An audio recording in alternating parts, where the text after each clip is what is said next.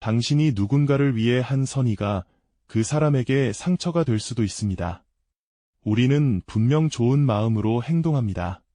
그런데 왜 어떤 배려는 오히려 상대를 불편하게 만들까요?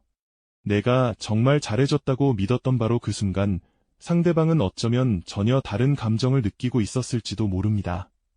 스스로는 배려라고 생각했지만 상대방에게는 간섭이 되어버린 순간들이 있습니다. 요청하지 않았는데 먼저 나서서 제공되는 친절, 지나친 배려가 역효과를 내는 선의의 강요. 이런 상황에서 받는 사람은 고마움보다 도움을 거절하기 어려운 내적 갈등을 먼저 느끼게 됩니다. 직장에서 동료가 바쁘지 않다며 기꺼이 내 일을 도우려 나설 때 고마우면서도 곤란한 경우가 있습니다. 원치 않는 도움은 내 업무 방식이나 자율성을 침해하는 것처럼 느껴질 수 있기 때문이죠. 특히 나름의 방식으로 진행하고 있던 일에 누군가가 불쑥 끼어들면 일의 주도권을 빼앗긴 듯한 느낌마저 듭니다. 도움을 준 사람은 기여했다는 뿌듯함을 느끼겠지만 받는 사람은 자기 능력을 의심받는 것 같은 묘한 기분에 빠지게 되는 거죠. 식사 자리에서 끊임없이 음식을 덜어주는 지인 앞에서 난처해지는 것도 비슷합니다.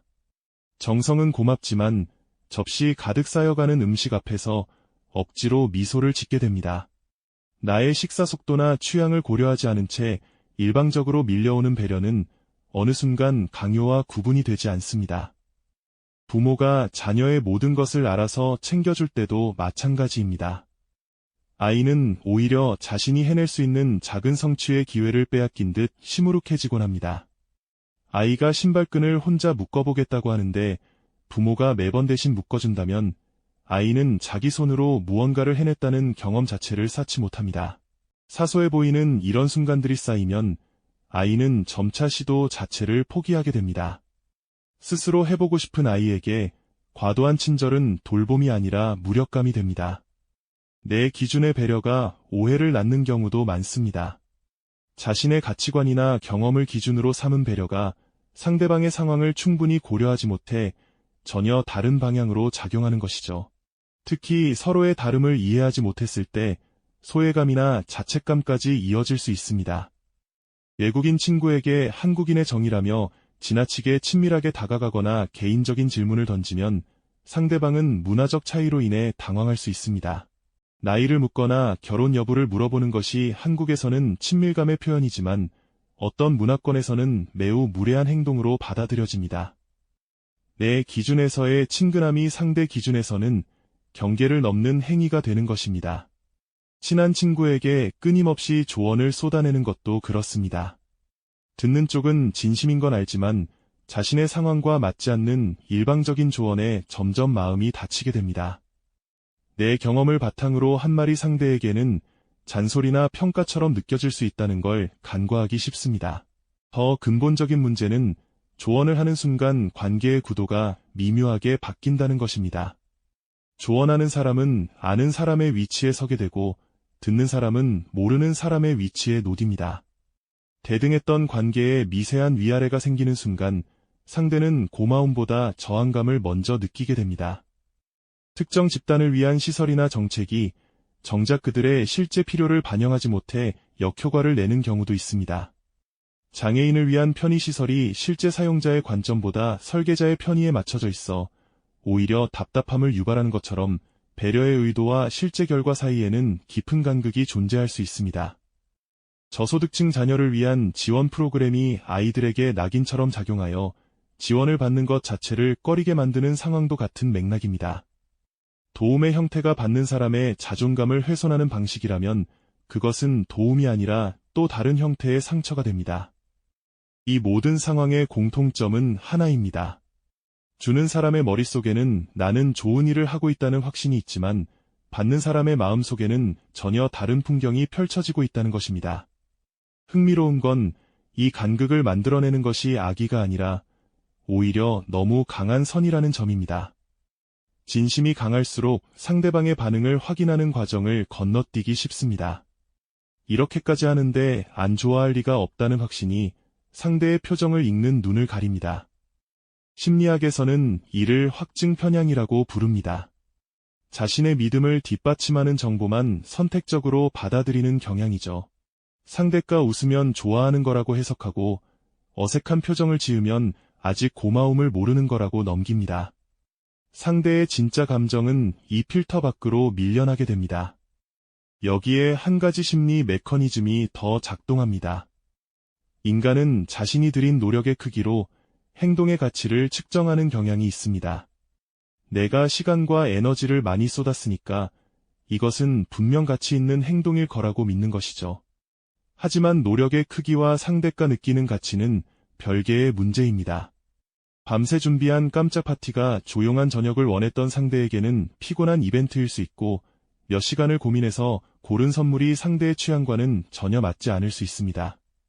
내가 얼마나 힘들었는지가 아니라 상대에게 얼마나 필요했는지가 호의의 진짜 가치를 결정합니다. 이런 감정의 엇갈림은 관계 속에 숨어있는 권력의 그림자 때문에 한층 더 복잡해집니다. 의도하지 않았더라도 상대방이 나보다 약한 위치에 있다면 선의가 억압으로 작용할 수 있습니다. 직위, 나이, 경제력 같은 요소들이 관계의 미묘한 힘의 차이를 만든다는 것을 우리는 의외로 자주 간과합니다. 회식 자리에서 상사가 분위기를 주도하며 모두의 메뉴를 정하고 늦은 시간까지 자리를 이어가는 상황이 그렇습니다. 상사의 얼굴에는 너그러운 배려가 가득하지만 직원들의 얼굴에는 피로와 억지 미소가 번지고 있죠. 거절의 선택지가 없는 상황에서 주어지는 호의는 받는 사람에게 감사가 아니라 복종을 요구하는 것과 다르지 않습니다. 경제적으로 여유로운 친구가 어려운 친구에게 과도한 선물을 건네는 경우도 마찬가지입니다. 받는 쪽은 고마우면서도 언젠가 같은 수준으로 보답해야 할 것 같은 심리적 압박에 휩싸이게 됩니다. 심리학에서 말하는 감정적 부채가 바로 이것입니다. 아무도 입 밖으로 말하지 않지만 머릿속에서는 주고받음의 장부가 끊임없이 갱신됩니다. 그 장부의 균형이 한쪽으로 심하게 기울면 관계에는 보이지 않는 긴장이 흐르기 시작합니다. 나이 차이가 많은 어른이 젊은이에게 일방적으로 훈계하는 상황도 비슷한 맥락입니다. 젊은이는 충고를 무시할 수 없어 고개를 숙이고 있지만 속으로는 자신의 경험과 가치관이 무시당하는 듯한 답답함을 느끼고 있을 수 있습니다. 좋은 의도로 건넨 조언이 듣는 사람에게는 권위적인 가르침으로 받아들여지는 것이죠.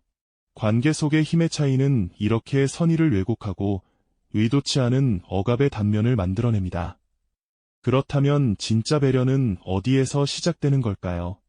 어쩌면 그 출발점은 놀라울 만큼 단순합니다.